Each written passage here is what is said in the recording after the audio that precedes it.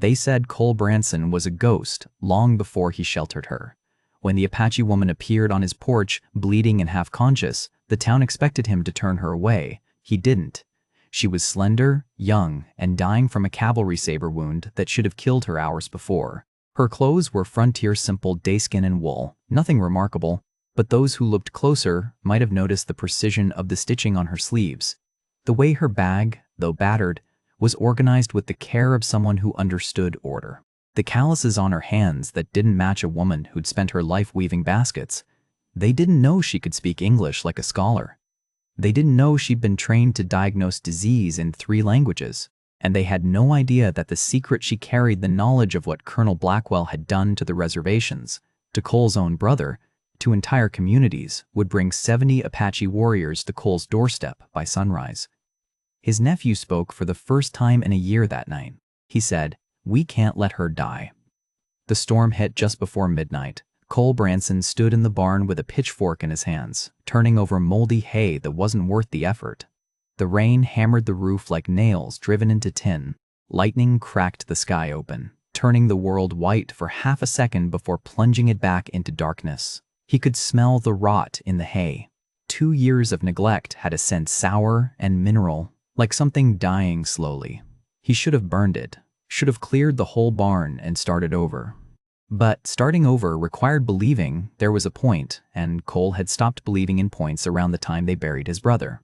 The barn door slammed open. Sam stood in the rain, soaked through, his thin frame silhouetted against the lightning.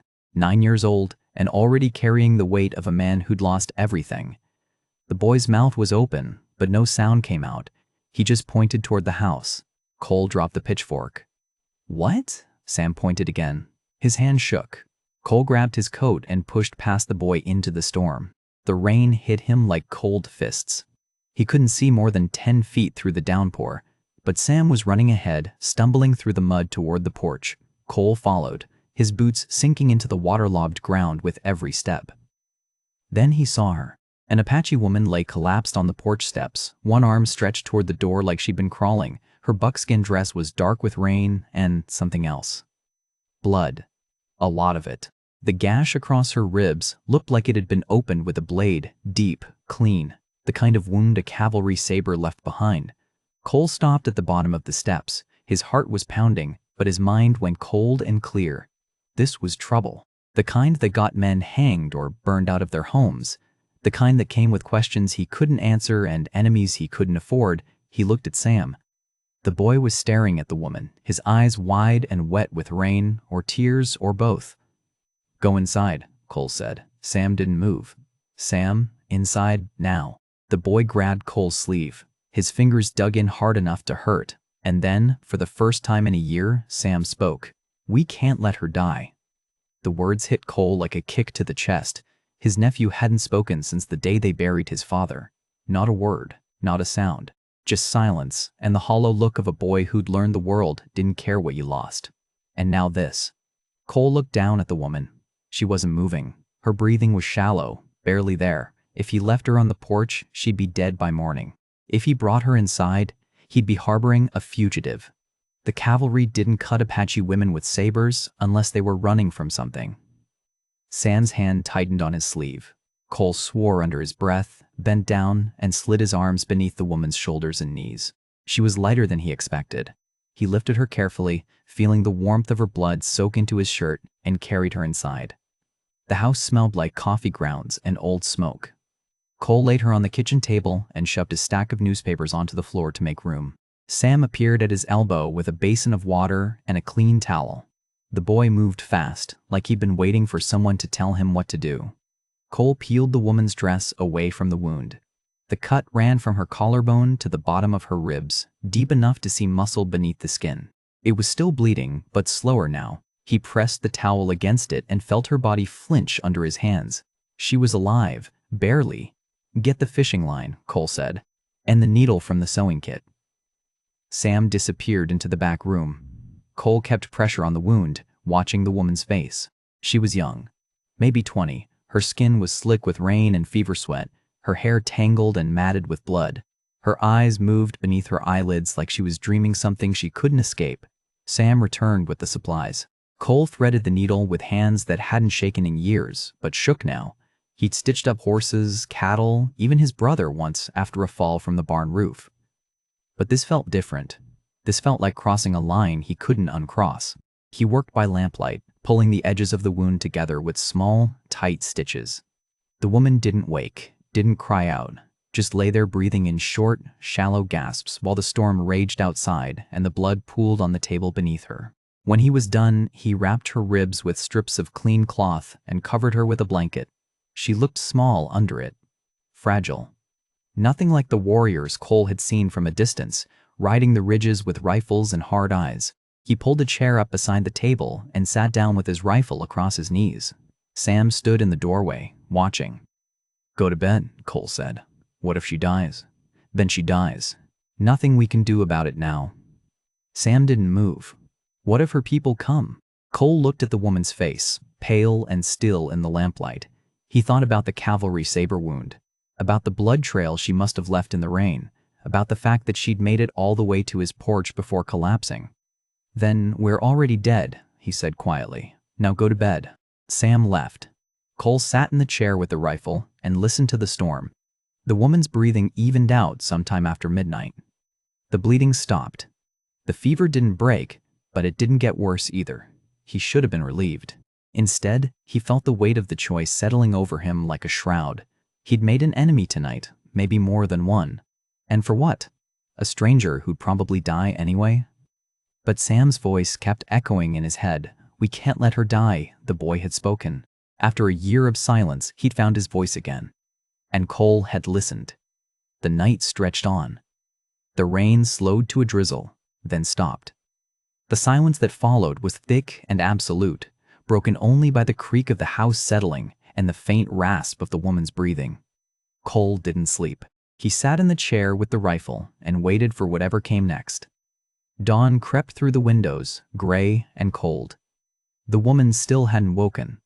Cole stood, his back stiff from hours in the chair, and walked to the door. He needed to check the perimeter, needed to see if anyone had followed her. He stepped onto the porch and froze. Horses, dozens of them, maybe more. They lined the ridge above his property in perfect formation, dark shapes against the pale morning sky. Riders sat motionless in their saddles, watching his house with the patience of men who had all the time in the world. Cole counted them. Once, twice, his mouth went dry. 70 Apache warriors surrounded his land, and not one of them moved. Cole stood on the porch, counting warriors he couldn't fight and measuring a future that had just collapsed to hours. The sun climbed higher, turning the Arizona sky from gray to hard blue. The warriors didn't move, didn't speak, just watched his house with the stillness of men who'd learned patience from the land itself. Behind him, inside the house, a voice spoke. "My father is outside." Cole spun.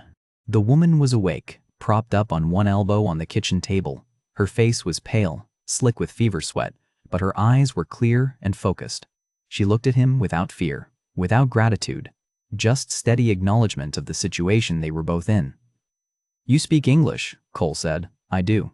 Her voice was low and precise, each word chosen with care. She sat up slowly, wincing as the movement pulled at her stitches. The blanket slipped from her shoulders. She didn't bother catching it. "How long have you been awake?" "Long enough to hear what you said to the boy." Cole's chest tightened. She'd heard everything. Every word he and Sam had spoken through the night. Every doubt, every fear. She knew he'd considered leaving her on the porch. "My name is Kiona," she said, "and you need to understand what you've done by bringing me inside." Sam appeared in the doorway behind her, his eyes wide. Kiona glanced at him, and something in her expression softened just for a moment. Then she looked back at Cole. "The man on the ridge is Apache. You would know him by the name the soldiers use. He is my father, and he is here because you sheltered me." Cole's hands tightened on the rifle. "Is he here to kill me?" "That depends on you." She pushed herself off the table, swaying slightly. Cole moved to steady her, but she waved him off. She walked to the window, slow and careful, and looked out at the ridge. "He wants to speak with you," she said, alone. "What does he want to say?" "He wants to know if you'll stand with me when the soldiers come." Cole stared at her. "What soldiers?" Kiona turned from the window. Her face was unreadable. but her voice carried the weight of someone who'd already calculated the cost of what came next. The man who tried to kill me is named Colonel Blackwell. He commands the garrison at Fort Huachuca and controls the supply contracts for the reservation system. He will not allow me to live. And now that you've sheltered me, he will not allow you to live either. The words settled over the room like smoke. Sam moved closer to Cole, his small hand finding his uncle's sleeve again. "Why does he want you dead?" Cole asked. "Because I know what he's done, and because I can prove it." A single rider descended from the ridge. He rode slowly, deliberately, his horse picking its way down the rocky slope with the easy confidence of an animal that had crossed worse terrain. The man sat tall in the saddle, his rifle slung across his back. He wore no paint, no war decoration, just doeskin and a wide-brimmed hat against the sun. He stopped 20 feet from the porch and dismounted. Then he walked forward, unarmed, and stopped at the bottom of the steps. Goyahe was older than Cole expected, 50, maybe more. His face was weathered, carved by wind and sun into hard lines. His eyes were dark and unreadable. He looked at Cole the way a man looks at a horse he's considering buying, assessing value, measuring risk. He spoke in Apache. The words were clipped and direct. Kiona translated from the doorway. He says, "You made a choice last night. You could have left me to die. You didn't. He wants to know why." Cole glanced at Sam. The boy was watching him, waiting. "The boy asked me not to," Cole said. Kiona translated. Goya Aye's expression didn't change, but something shifted behind his eyes. He spoke again. "He says the boy has wisdom," Kiona said. "Now he asks you a question. Will you stand with me when Blackwell comes, or will you surrender me to save yourself?" Cole looked at the woman in his doorway, at the warriors on the ridge, at the future that had narrowed to a single choice with no good answers. He thought about his brother, about the cholera that had taken him, about 2 years of grief and silence and the slow erosion of everything that used to matter. And then he thought about Sam's voice last night, clear and certain after a year of nothing.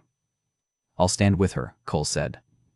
The words came out rough, but they came out steady. Goyase watched him for a long moment. Then he nodded once. He spoke again, longer this time.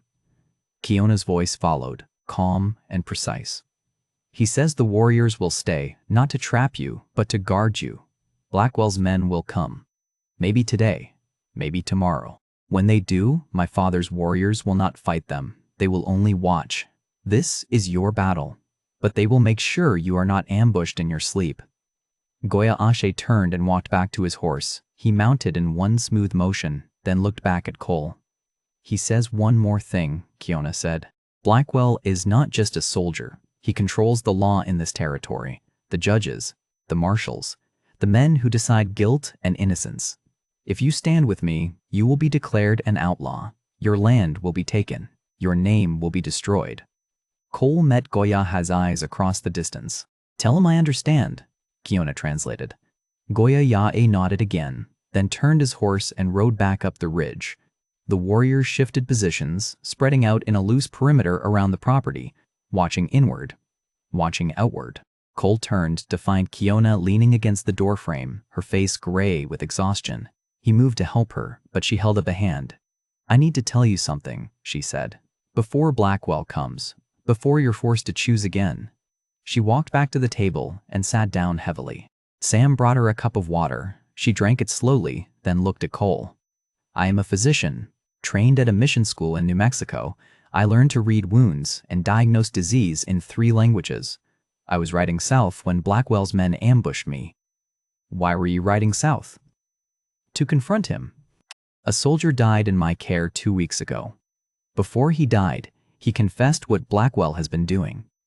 The beef delivered to the reservations is poisoned.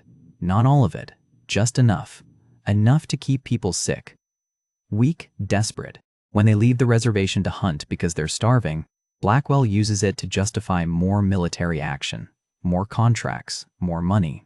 Cole felt something cold settle in his gut. He's killing people for profit.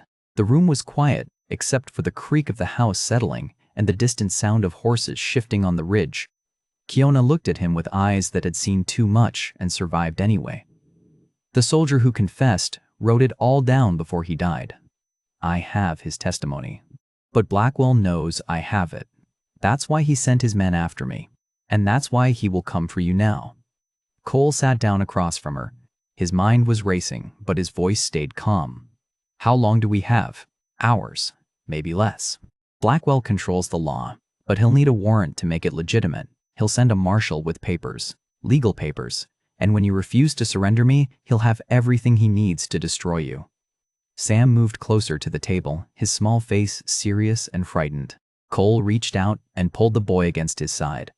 Then we fight, Cole said. Kiona shook her head. You can't fight the law, not here, not with guns. Then what do we do? She met his eyes, and for the first time since she'd woken, something like hope flickered across her face. We prove he's a murderer. We expose what he's done, and we make sure the whole territory knows his name is built on graves. Outside, the warriors watched. Inside, the three of them sat in the quiet morning light and waited for the storm they all knew was coming. Goyase had warned them. Blackwell controlled the law in this territory, and men who controlled the law didn't need to be right. They just needed to be first. The marshal arrived just before sunset. Cole saw the dust cloud first, rising from the valley road in a thin line against the orange sky. He counted 5 riders. They moved slowly, deliberately, like men who knew they held all the cards and didn't need to hurry. He stepped off the porch and waited. Sam appeared beside him, silent but watchful. Up on the ridge, the Apache warriors shifted positions, tracking the riders with rifles, ready but not raised. The lead rider carried a white flag tied to a pole. It snapped in the evening wind, bright against the darkening landscape. The group stopped 50 yards out. The man with the flag dismounted and walked forward alone. Marshal Hendricks was older than Cole expected, maybe 60, with a gray mustache and eyes that had seen too many bad situations and worse. He stopped 10 feet from Cole and removed his hat. Cole Branson? That's right. I'm U.S. Marshal Hendricks out of Tucson. I have a federal warrant for your arrest. The words hung in the air like smoke. Cole felt his jaw tighten. He didn't speak. Hendricks pulled a folded document from his coat and held it up. Charges are harboring a fugitive and conspiring with hostile forces. Complaint was filed this morning by Colonel Theodore Blackwell, military superintendent of Fort Huachuca District. That was fast. Colonel Blackwell is a thorough man. Hendricks glanced at the ridge, where 70 warriors sat watching. He's also well connected. Judge signed the warrant within the hour. Cole crossed his arms. What do you want? The Apache woman you're sheltering. Her name is Kiona. She's wanted in connection with the death of a U.S. Army officer. You turn her over to me, the charges against you get dropped. You keep your land. Your nephew stays out of an orphanage. Everything goes back to normal. And if I don't? Hendricks looked tired. He folded the warrant and tucked it back into his coat. Then federal troops arrive tomorrow at noon. They'll take her by force. You'll be arrested. Your property will be seized to cover court costs and fines. Your nephew becomes a ward of the territory. The wind picked up, carrying the smell of sagebrush and dust. Somewhere behind the house, a horse whinnied. You seem like a decent man, Mr. Branson, Hendricks said quietly. Don't throw your life away for someone you just met. This isn't your fight. Cole thought about his brother, about Sam's silence, about the choice he'd made last night when the boy spoke for the first time in a year. How long do I have? 24 hours. Noon tomorrow. Hendricks put his hat back on. I'm sorry, I truly am. But the law is the law. He turned and walked back to his horse. The 5 riders wheeled around and headed back down the valley road, the white flag trailing behind them like a ghost. Cole stood in the yard until the dust settled. Then he went inside. Kiona was sitting at the kitchen table, surrounded by papers. Ranch records, supply receipts, ledgers. Cole hadn't looked at in months. She glanced up as he entered, her face pale but focused. I heard, she said. Then you know we don't have much time. She nodded and returned to the papers. Her hands moved quickly, sorting documents into piles. She'd been working while he was outside, and something in her expression said she'd found what she was looking for. Cole sat down across from her. What are you doing? Looking for proof. She pulled a single sheet from the pile and slid it across the table. It was a receipt dated 2 years ago. Purchase of livestock feed supplement from Blackwell Contracting and Supply. The signature at the bottom was Cole's brother's. You bought grain from Blackwell's company, Kiona said, 2 months before your brother died. Cole stared at the receipt. He remembered the purchase. His brother had been excited about it. The feed was supposed to improve cattle health, boost weight gain. They'd paid extra for it. So what? Kiona laid another document beside the receipt. This one was a medical report from the reservation clinic, written in careful script. It listed symptoms: fever, vomiting, organ failure, death within 72 hours of onset. This is what cholera looks like, Kiona said. Acute dehydration, muscle cramps, blue skin from lack of oxygen. She pulled out a third document, Cole's own notes from when his brother died. He'd written down everything, trying to understand what happened, trying to find something to blame besides bad luck. Kiona's finger traced the symptoms Cole had recorded. Fever, vomiting, but no dehydration, no muscle cramps, no blue skin. Your brother's organs failed. His heart stopped. That's not cholera. Cole felt something cold crawl up his spine. Then, what was it? Poisoning. Acute bacterial toxin exposure, the kind that comes from contaminated grain. She spread more papers across the table. Reservation supply records, death certificates, purchase orders all bearing the same supplier name, Blackwell Contracting and Supply. The grain your brother bought killed him, Kiona said. Her voice was calm, clinical, but her eyes burned with quiet fury. The same grain Blackwell has been delivering to the reservations for 2 years. He's not just corrupt, he's committing murder for profit. Cole's hands clenched into fists. His brother hadn't died of cholera, he'd been poisoned, killed by grain he'd bought in good faith from a man who knew exactly what he was selling. How many? Cole's voice came out rough, barely controlled. On the reservations, hundreds, maybe more. Kiona gathered the papers into a neat stack. Blackwell delivers just enough poisoned grain to keep people sick, weak.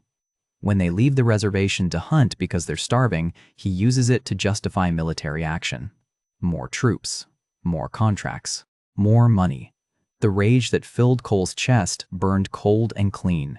For 2 years, he blamed himself for his brother's death, for not seeing the sickness soon enough, for not calling a doctor, for surviving when his brother didn't. But it wasn't his fault. It was Blackwell's. We need to prove it, Kiona said. We need lab analysis, chemical testing, official documentation that will hold up in a federal investigation. Where do we get that? Tucson. The Army Medical Examiner has a laboratory.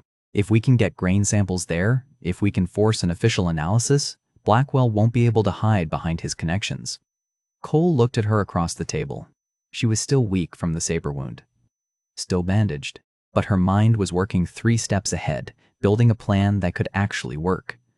Tucson is 60 miles, Cole said, through territory Blackwell controls. I know. His men will be watching every road. I know. We might not make it. Kiona met his eyes. Her gaze was steady, unflinching. But if we don't try, Blackwell wins. He keeps killing, and your brother's death means nothing. The room was quiet except for the tick of the clock on the wall and the faint sound of Sam moving around in the back room. Cole thought about the warrant, about the troops coming tomorrow, about the choice that wasn't really a choice at all. He'd lost his brother to Blackwell's greed. He wouldn't lose Sam too, and he wouldn't let this woman die for trying to stop a monster. When do we leave? Cole asked. Dawn. Before the marshal comes back. Cole nodded. He stood and walked to the door, looking out at the darkening land. The warriors on the ridge were barely visible now, just shadows against the purple sky. 24 hours, 60 miles. And a man who controlled the law waiting at the other end. The odds were bad, maybe impossible. But for the first time in 2 years, Cole Branson had something worth fighting for. Cole found Sam in the barn, filling saddlebags with dried jerky and hardtack biscuits. The boy worked with quiet efficiency, his small hands moving fast. You're not coming, Cole said. Sam didn't stop packing. Yes, I am. It's too dangerous. I know. Cole crossed the barn and pulled the saddlebag from Sam's hands. The boy looked up at him, his eyes clear and determined in the lamplight. Sam, listen to me. If something happens out there, I need to know you're safe. I need to know you're here. And if something happens to you, I need to be there. Sam's voice didn't waver. You need me. I can ride. I can shoot. And I'm not staying here alone. The words hit Cole hard. Not staying here alone. The boy was 9 years old, and he'd already learned that being left behind was worse than facing danger, that waiting for news was its own kind of death. Cole thought about his brother, about the promise he'd made to take care of Sam, about how keeping that promise meant more than just keeping the boy alive. "You do exactly what I say," Cole said quietly. "No arguments, no hesitation. You understand?" Sam nodded. "And you stay close to me, always." "I will." Cole handed the saddlebag back. Sam returned to packing, and something that had been tight in Cole's chest loosened just slightly. The boy was talking again, moving with purpose. That had to count for something. Goya arrived as the sun touched the horizon. He rode down from the ridge alone, dismounted, and spoke briefly with Kiona. She translated while Cole stood nearby, listening. 10 warriors will follow at a distance. They will not interfere unless you are ambushed. Their purpose is to witness and to recover my daughter's body if she falls. Cole met the old chief's eyes. "She won't fall." Goya Hase studied him for a long moment, then nodded once. He spoke again, and Kiona's voice followed. He says, "Blackwell's men are already moving. They know you will run. They will be waiting on every road between here and Tucson." "Then we don't take the roads." Goya Hase's expression didn't change, but something like approval flickered behind his eyes. He mounted his horse and rode back up the ridge without another word. The evening settled over the ranch, cool and still. Sam fell asleep on a bedroll in the corner of the main room, exhausted from the day's preparations. Cole and Kiona sat on the porch, watching the stars appear one by one through the gaps in the broken roof slats. Kiona had a small canvas bag beside her, filled with grain samples from the barn. She opened it and poured a handful into her palm, turning it over in the faint light. "Smell it," she said. Cole leaned closer. The grain smelled sour, faintly metallic, like rust and rot mixed together. "Fresh grain smells sweet," Kiona said, "like hay or bread. This smells wrong. That's the first sign." She rubbed the grain between her fingers, then brushed the residue onto her pants. "The texture is wrong too. Feels gritty. Breaks down too easily. Healthy grain has weight, structure. This is degraded." Cole watched her work. Her hands moved with the same precision he'd seen when she'd examined the ranch records, every motion deliberate, every observation measured. "How does a chief's daughter learn to do this?" he asked. Kiona looked at him, then back at the grain. "Mission school in New Mexico." The teachers were kind, mostly, but they were afraid of what they were creating. An Apache woman who could read, who could diagnose disease, who could argue in 3 languages. She poured the grain back into the bag. "They thought education would make us dangerous. Were they right?" A faint smile crossed her face. "Yes." The night air smelled like sagebrush and smoke from the distant cooking fires of the Apache camp. Somewhere out in the darkness, a coyote called. "Your turn," Kiona said. "Tell me about your brother." Cole's hands tightened on his knees. He hadn't talked about his brother in 2 years, hadn't said his name out loud since the funeral. His name was David. He was older by 3 years, better at everything, ranching, building, talking to people. Cole paused, searching for words. "When he got sick, I thought it was just bad luck. Cholera was going around. People died. That's how the frontier worked. But it wasn't cholera. No, it was murder dressed up as bad luck." Cole's voice hardened. "I held Sam while he screamed for his father. Held him for hours while David got worse. I watched my brother's organs fail, and I couldn't do anything to stop it. And the whole time, I thought it was my fault, that I'd missed something, that I should have called a doctor sooner, should have done more." Kiona was quiet for a moment. When she spoke, her voice was soft but clear. "It wasn't your fault. Blackwell turned you into a weapon against your own family. He sold you poison and made you grateful for it." The words settled over Cole like a weight lifting. For 2 years, he'd carried the guilt of his brother's death. But Kiona was right. He hadn't failed David. Blackwell had murdered him. "How do you carry it?" Cole asked. "Knowing what he's done, knowing how many people he's killed." "I don't carry it alone anymore." She looked at him, and in the starlight her eyes were steady and clear. "You're helping me carry it now." They sat in silence for a while, watching the stars wheel overhead. The warriors on the ridge were invisible in the darkness, but Cole knew they were there, watching, waiting.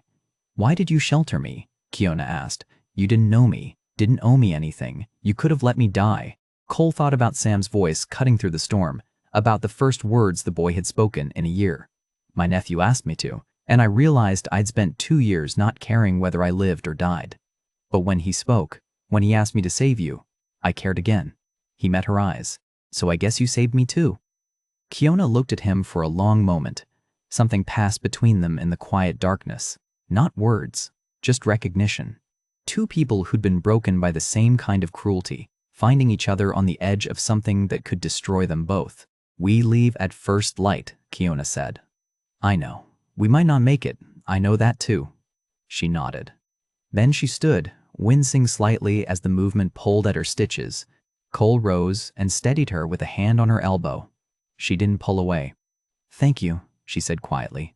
"For what?" "For standing with me. For believing me when no one else would." Cole didn't know what to say to that, so he just nodded. Kiona went inside to rest. Cole stayed on the porch, watching the ridge, thinking about the 60 miles that lay ahead and the man waiting at the end of them. Dawn came cold and clear. The sky turned from black to gray to pale blue, and the stars faded one by one. Cole saddled 3 horses while Sam loaded the last of the supplies.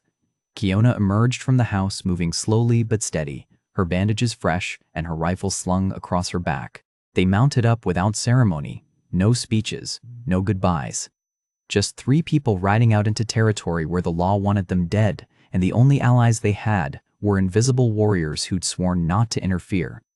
Cole glanced back once as they cleared the property line. The ranch looked small and fragile in the morning light, a broken place that had somehow become worth defending. Then he turned his horse south toward Tucson and didn't look back again. Behind them, hidden in the rocks and scrub, 10 Apache warriors began to follow. And somewhere ahead, on every road between here and Salvation, Blackwell's hired guns were already moving into position. They hit the first water stop 3 hours into the ride.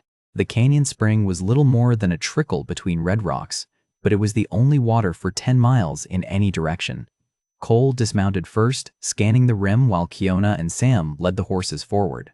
The air smelled like dust and creosote. Too quiet, no birds, no wind. Cole's hand moved to his rifle. "Get down," he said. The shot came before Sam could move.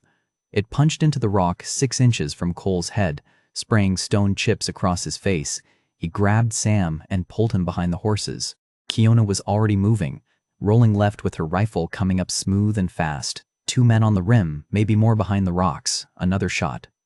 This one hit the water, sending up a spray that soaked Cole's boots. He fired back blind, just to keep their heads down. Sam pressed against his side, breathing hard but not panicking.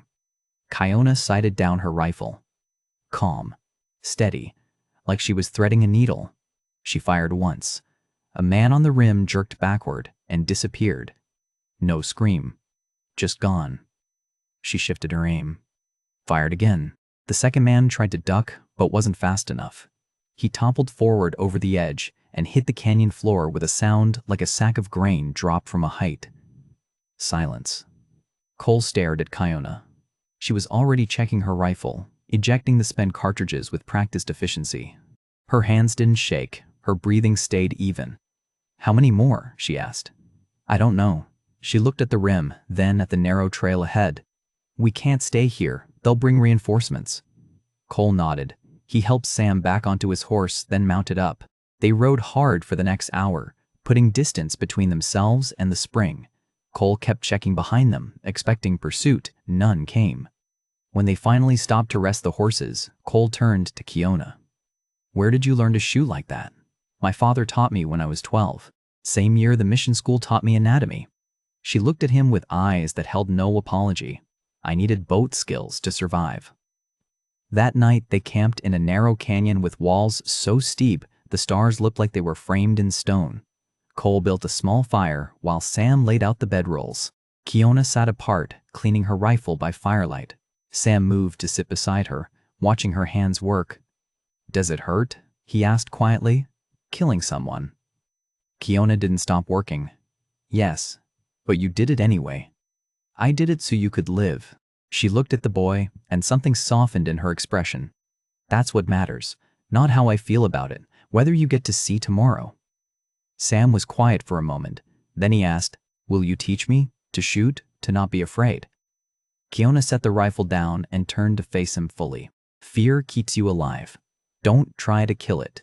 Just don't let it make your decisions for you. Cole watched them from across the fire. Kiona spoke to Sam like he was a person worth listening to, not a child to be managed. And Sam listened like someone who'd been waiting years for an adult to treat him that way. The second day was worse. They left the canyon at dawn and pushed south across open desert. The sun climbed fast, turning the sky white with heat. By mid-morning, they spotted the patrol on the main road, 6 riders moving slow and methodical, checking every traveler. We go around, Cole said. They cut west into rougher country, following game trails through scrub and rock. The horses struggled with the terrain. Sam's mount started favoring its left front hoof around noon. Cole dismounted and checked it. The shoe was loose, nearly gone. Another mile and the horse would go lame. We need to stop, he said. Kiona was already off her horse, pulling leather strips from her saddlebag. She knelt beside Sam's mount and examined the hoof with quick, sure hands. Hold him steady, she told Sam. The boy gripped the reins while Kiona worked. She removed the damaged shoe, trimmed the hoof, then bound it with leather strips soaked in water. The binding wouldn't last forever, but it would get them to Tucson. How do you know how to do that? Sam asked. Same way I know how to set a broken bone or stitch a wound. You learn what you need to survive. She stood and wiped her hands on her pants. Then she looked at Sam with the expression of someone making a decision. Do you know the difference between a puncture wound and a laceration? Sam shook his head. A puncture goes deep. Small opening, but dangerous, because you can't see how far it goes. A laceration is wide and shallow. Bleeds more, but easier to clean. She kept talking as they rode, turning the terror of the journey into a lesson. Describing wound types, explaining infection, teaching Sam the language of survival in a voice that was calm and precise and utterly without condescension. Sam started asking questions. Real questions. Where do you check for a pulse? How do you know if a bone is broken or just bruised? What do you do if someone stops breathing? Cole listened and felt something crack open in his chest. For 2 years, he'd tried to reach his nephew and failed. He'd sat with the boy through nightmares and silence, offering comfort that never seemed to land. But Kiona was reaching him in hours, giving him tools and knowledge and a reason to engage with a world that had taken everything from him. She wasn't just healing Sam's grief. She was teaching him how to fight back against it. By late afternoon, they could see Tucson in the distance, a scatter of adobe buildings against the desert floor. But between them and the town was a problem. 4 riders sat outside the Army medical facility. Blackwell's men watching the only entrance, waiting. Cole reined in behind a stand of mesquite and studied the situation. The facility was a single-story building with barred windows. 1 door, no other way in. They're blocking the path, Sam said. Kiona shaded her eyes against the setting sun. Not blocking. Watching. They won't stop us in daylight with witnesses around, but they'll follow. And tonight, when it's dark, they'll come for us. So what do? We go in anyway. We get the grain to the investigators before Blackwell can stop us. She looked at Cole. And we don't sleep tonight. Cole nodded. He clicked his tongue and his horse moved forward. Sam and Kiona followed. Behind them, invisible in the rocks and scrub, 10 Apache warriors closed in on the town's perimeter, taking positions in a ring around the medical facility. Watching. Ready. Blackwell's men saw them coming and sat up straighter in their saddles. One of them spurred his horse forward, blocking the road. Cole kept riding. He didn't slow, didn't stop, just guided his horse straight toward the man, close enough that the other rider had to choose between moving or getting trampled. The man moved.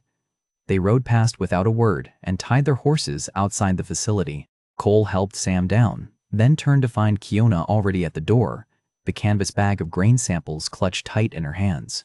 She looked back at him once. Her eyes held fear, yes, but also something harder. Determination. The knowledge that everything they'd survived in the last 2 days had been leading to this moment. We finish it, she said. Cole nodded. They went inside, and behind them, Blackwell's men settled in to wait like wolves outside a cave, patient and hungry and absolutely certain their prey had nowhere left to run. The boarding house smelled like coffee and coal oil, and the sweat of too many travelers packed into too small a space. Cole secured a room on the second floor, while Kiona and Sam waited in the shadows outside. The proprietor didn't ask questions. He took Cole's money and handed over a key without meeting his eyes. Inside, the room was narrow and bare. One bed, one chair, a single window that looked out onto the street where Blackwell's men still sat on their horses, watching. Cole sent a runner to the territorial governor's office with a message requesting an emergency investigation. Then he waited. The governor's aide arrived an hour later with 2 military investigators in tow. The aide was a thin man with wire-rimmed glasses and the careful manner of someone who'd learned to survive by staying out of powerful men's way. The investigators were army officers, older, with the weathered faces of men who'd seen their share of frontier corruption. Kiona spread her evidence across the small table, the grain samples in their canvas bag, the supply receipts from Cole's ranch, the written testimony of the dying soldier, his handwriting shaky but legible, authenticated by a mission priest's signature. She spoke in the calm, precise voice of someone presenting a medical diagnosis, no emotion, just facts. The grain delivered by Blackwell Contracting and Supply contains bacterial contamination consistent with ergot poisoning. The symptoms match those observed in both livestock and human populations on the reservations. The soldier who wrote this confession was present when Colonel Blackwell ordered the purchase of contaminated grain at discount rates with full knowledge of its toxicity. The lead investigator, a man named Captain Morris, examined the documents with careful attention. He opened the grain bag, smelled it, rubbed a sample between his fingers. "This will require lab analysis," he said. "I know. That's why I'm here." Morris looked at her for a long moment. Then he nodded. "We'll conduct a formal hearing tomorrow morning, 10 o'clock. Army Medical Laboratory. You'll present your findings under oath before a federal panel. Blackwell will try to stop it. Let him try." Morris gathered the documents and stood.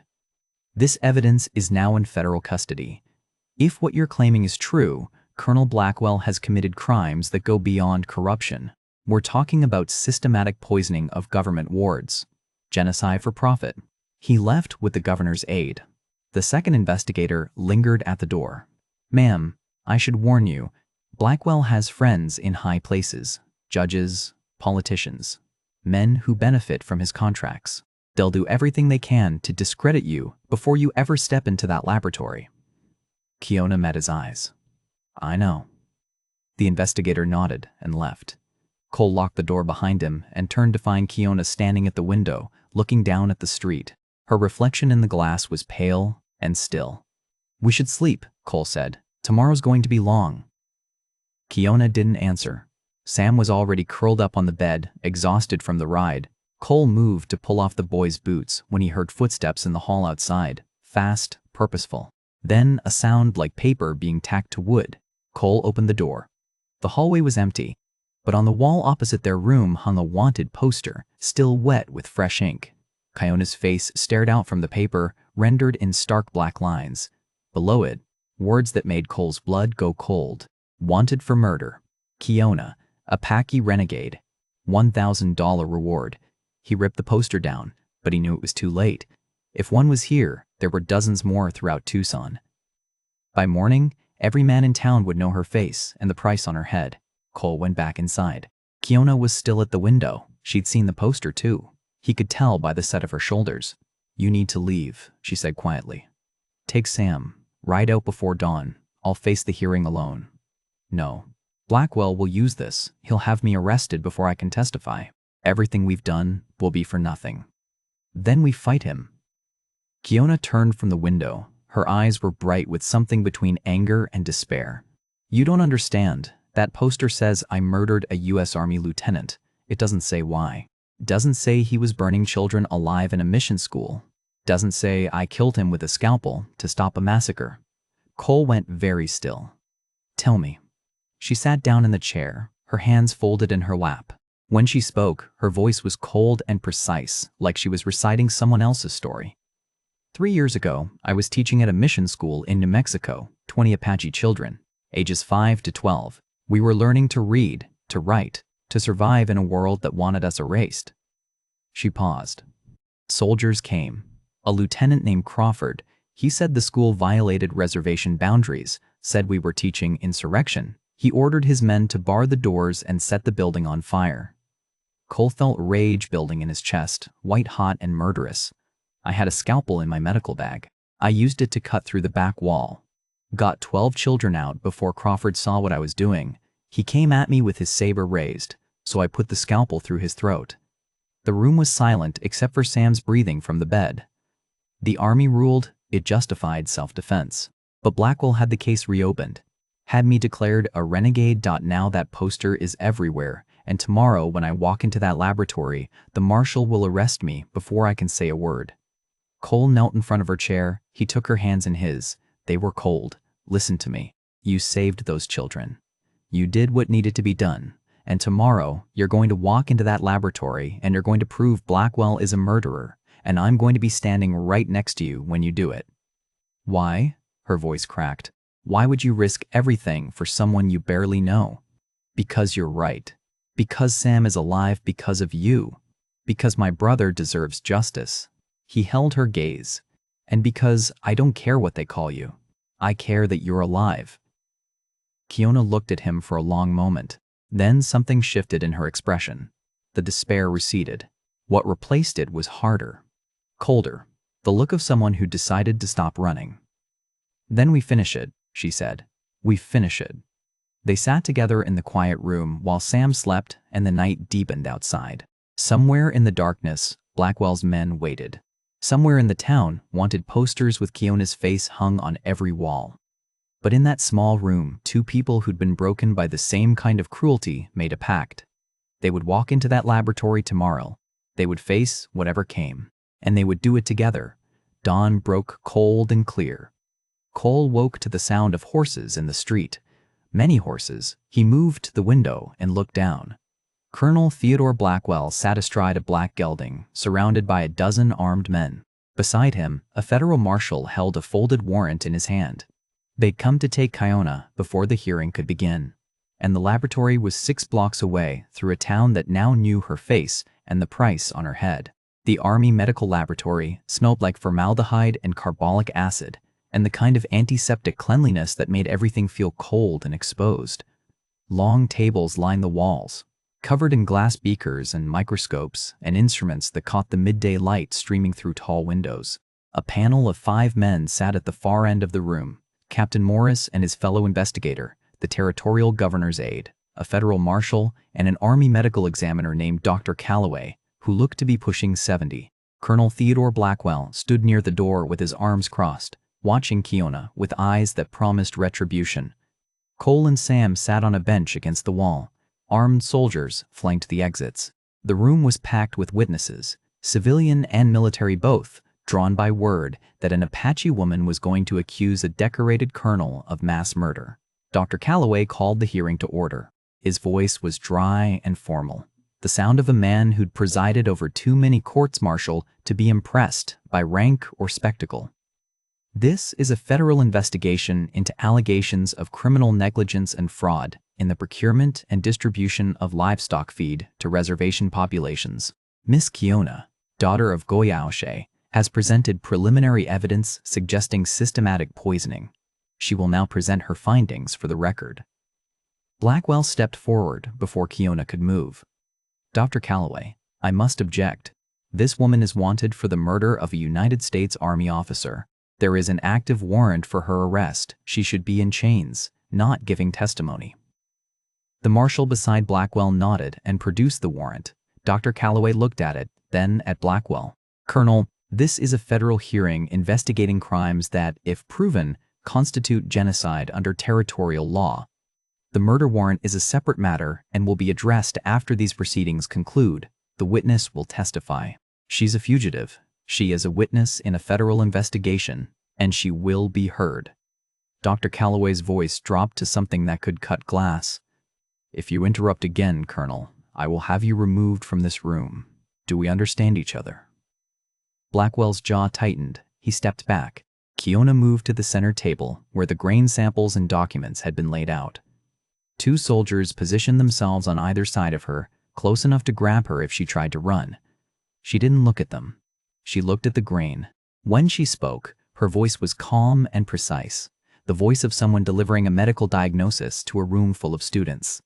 Ergot alkaloid poisoning presents with specific symptoms in both livestock and humans.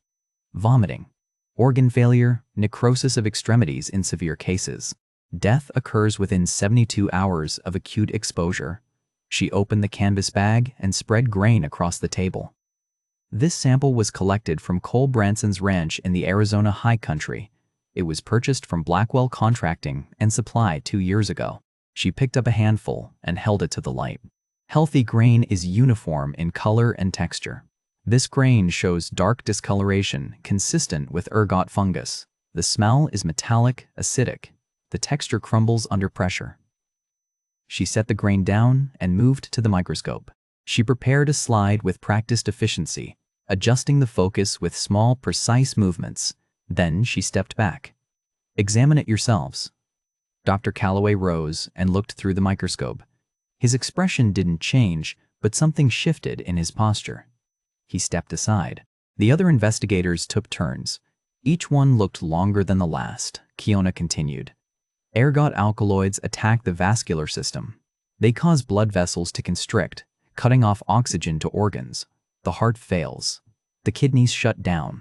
In cattle, death is nearly certain. In humans, the mortality rate exceeds 80% without immediate treatment. She produced the supply receipts, spreading them across the table in chronological order.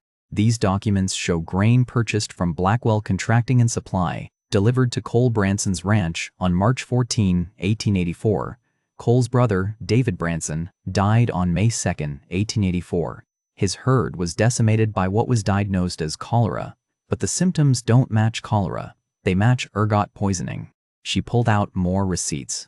These show identical grain deliveries to 3 Apache reservation distribution points: San Carlos, Fort Apache, Mescalero, all within the same 6-month period, all from the same supplier. Her voice never wavered, never rose, just delivered fact after fact with the inexorable weight of truth. Death records from those reservations show a spike in mortality consistent with the delivery dates, hundreds dead, attributed to disease. But the cause was poisoning. She produced the soldier's confession, written in shaky handwriting on yellowed paper. Private Samuel Hewitt, quartermaster under Colonel Blackwell's command, wrote this testimony before dying of the same poisoning. He confessed that Colonel Blackwell knowingly purchased contaminated grain at reduced prices and resold it to the government at full contract rates. The profit margin was substantial. The cost was measured in graves. The room had gone absolutely still. Blackwell's face had turned the color of old leather. He stood, and his voice came out tight and furious. "This is absurd. You're taking the word of a savage who learned to mimic white medicine over the testimony of a decorated officer. She's playing dress-up with knowledge she doesn't understand. I trained her." Dr. Calloway's voice cut through the room like a scalpel. Or rather, a colleague of mine did. Dr. Margaret Widmore at the Santa Fe Mission School. She wrote to me about an Apache student with extraordinary aptitude for medicine. That student was Kiona. He looked at Blackwell with something close to contempt. "I've reviewed her credentials. Her analysis is accurate. Her methodology is sound. She understands this material better than most physicians I've trained." Blackwell opened his mouth, then closed it. Dr. Calloway turned to the room. "Does anyone else wish to testify?" A man stood in the back, thin, middle-aged, wearing the plain clothes of a supply clerk. His hands shook as he walked forward. "My name is Walter Pruitt. I'm quartermaster for Blackwell Contracting and Supply." His voice was barely above a whisper. "Everything she said is true. Colonel Blackwell bought contaminated grain from a supplier in Kansas who was trying to unload it cheap. We knew it was bad. Blackwell said it didn't matter because it was just going to Indians and broke ranchers who couldn't afford better." Pruitt pulled a ledger from his coat. "These are the internal company records. Purchase orders showing the grain bought at 2 cents per pound. Sale records showing it sold to the government at 8 cents per pound. Profit of 600% on every shipment." His voice cracked. My daughter died eating reservation beef that came from that grain. She was 8 years old. Her name was Margaret. And I didn't know. I didn't know what we were doing until it was too late. He set the ledger on the table and stepped back, his face wet with tears. The marshal stood. He walked to Blackwell and spoke in a voice that carried to every corner of the room. Colonel Theodore Blackwell, you are under arrest on federal charges of fraud, negligent homicide, and conspiracy to commit genocide. You will be held pending trial in the territorial court. Blackwell didn't move. His eyes were fixed on Kiona, burning with rage and something that looked like disbelief. He'd thought himself untouchable, protected by rank and connections and the machinery of power. But an Apache woman with a scalpel and a microscope had just destroyed him. The soldiers took him out in chains. The room erupted in noise, people talking all at once, the weight of what they'd witnessed crashing over them like a wave. Dr. Calloway waited for silence. Then he looked at Kiona. The murder warrant against you is being withdrawn pending federal review.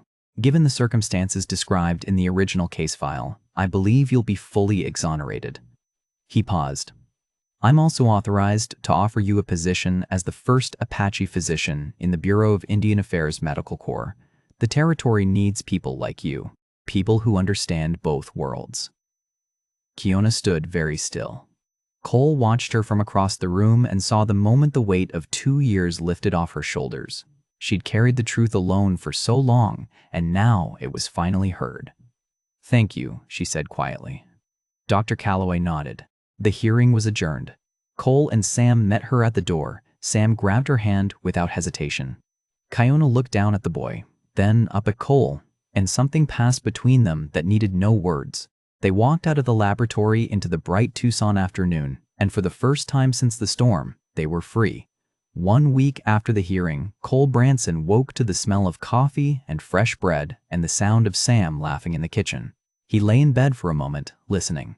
The boy's laughter was clear and unguarded, the sound of a child who'd forgotten what it meant to be afraid.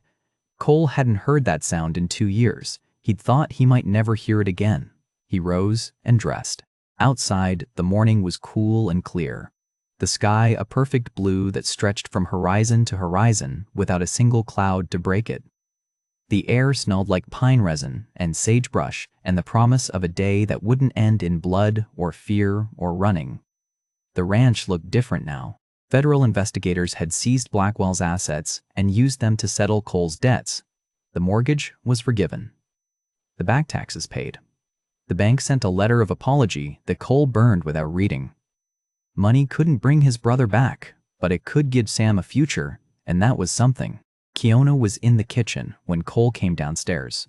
She moved around the small space with easy efficiency, pouring coffee, slicing bread, teaching Sam how to knead dough without overworking it. She'd been officially exonerated 3 days ago. The killing of Lieutenant Crawford had been reclassified as justifiable intervention, and the territorial governor had issued a formal commendation for her actions in saving the children. Dr. Calloway's job offer still stood. The first Apache physician in the Bureau of Indian Affairs Medical Corps, a position that would take her to Washington, to the places where policy was made and futures were decided. She hadn't accepted yet. Hoofbeats sounded outside. Cole moved to the window and saw Goyahe riding down from the ridge alone, his warriors visible as shadows against the morning sun. He's here, Cole said. Kiona set down the coffee pot and smoothed her dress. Sam looked between them, uncertain. It's all right, Kiona said quietly. They met Goyahe on the porch. He dismounted and stood before them with the same dignity he'd carried the first time Cole saw him. He spoke in Apache, his voice low and measured. Kiona translated. He says the federal investigation has begun. Supply contracts across the territory are being reviewed. The men Blackwell paid to look the other way are being removed from office. It will take years, but change is coming. Goya O'Shea spoke again, looking directly at Cole. He gives you a name in Apache, Tseye. It means he who shelters the truth. It is not a small thing to be named by my people. It means you are seen, remembered. Cole felt something tighten in his throat. He nodded once.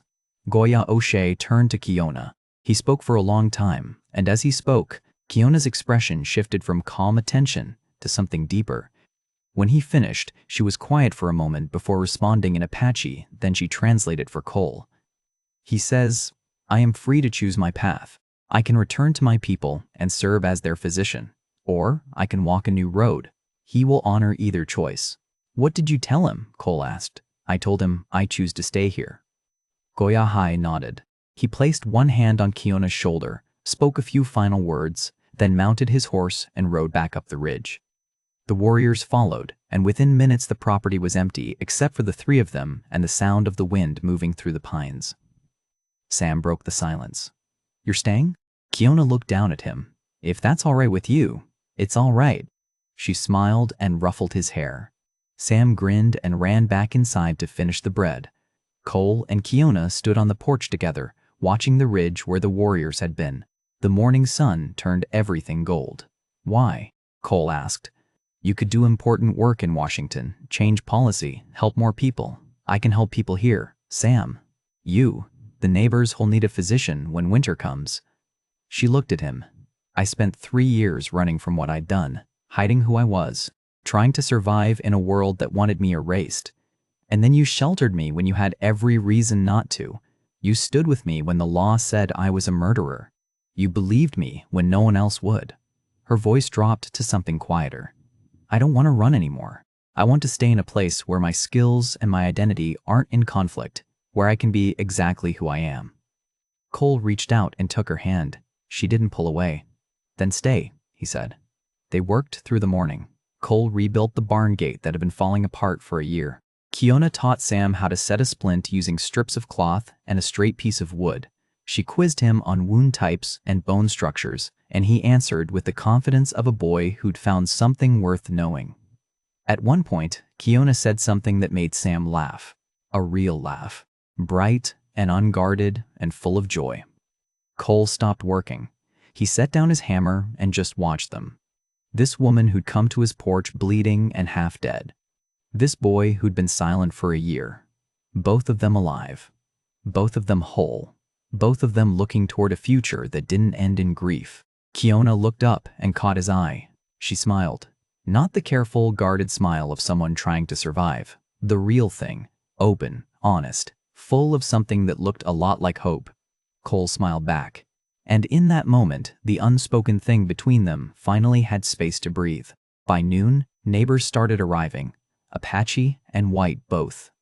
Bringing tools and lumber and food and the kind of quiet solidarity that didn't need words.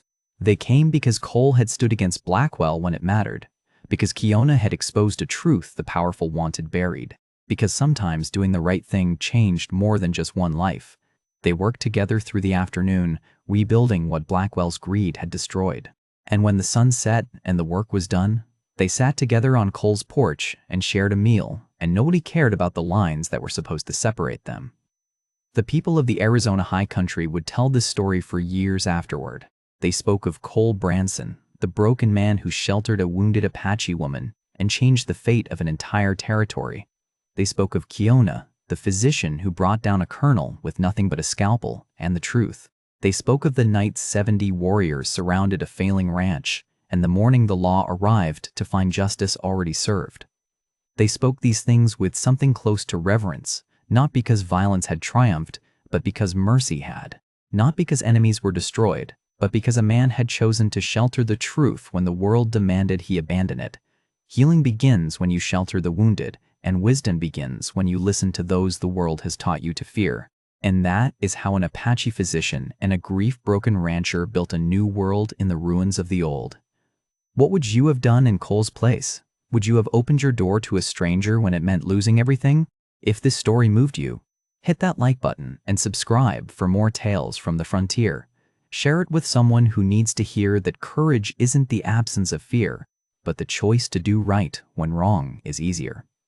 Until next time, may your trails be true and your campfires warm.